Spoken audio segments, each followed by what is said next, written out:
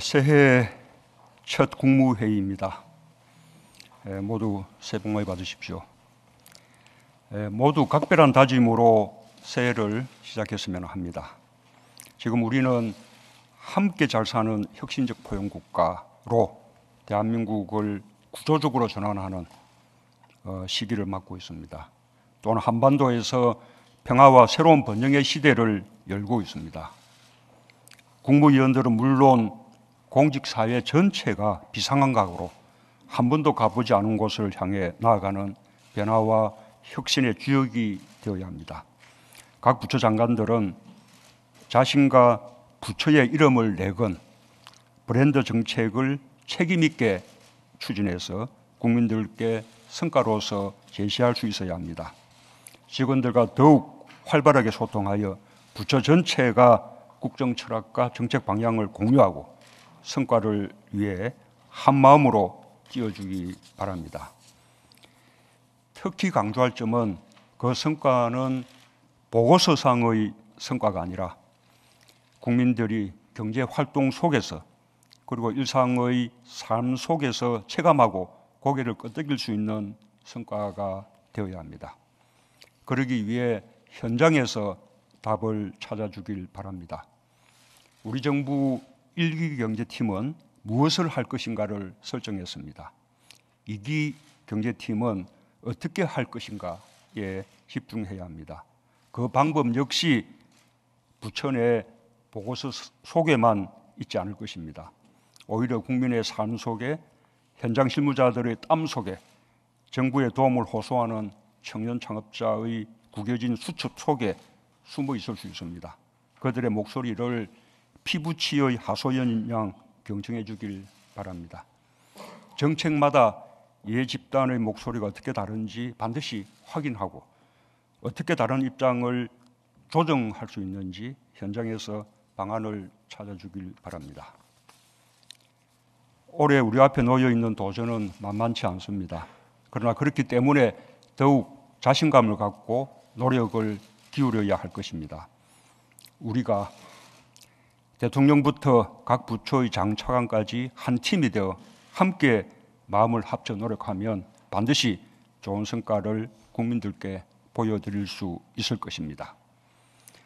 한 가지 더 특별히 당부드릴 것은 국민과의 소통과 홍보입니다. 정부 정책과 제도의 목표는 국민 편익입니다. 국민이 충분히 납득하고 공감할 수 있어야 수용성이 높아지고 추진력이 생깁니다. 업무를 열심히 하고 묵묵히 실적을 내는 것만으로는 충분하지 않습니다. 반드시 국민 눈높이에서 편익을 설명하고 성과를 홍보하여 정책의 수용성을 높이는 데 못지않은 노력을 기울여야 합니다. 정부의 정책을 부당하게 또는 사실과 다르게 왜곡하고 폄훼하는 가짜뉴스 등의 허위 정보가 제기됐을 때는 초기부터 국민께 적극 설명해 오해를 풀어야 합니다. 가짜뉴스를 지속적으로 또 조직적으로 유통시키는 것에 대해서는 정부가 단호한 의지로 대처해야 할 것입니다. 요즘은 정보의 유통 속도가 매우 빠릅니다.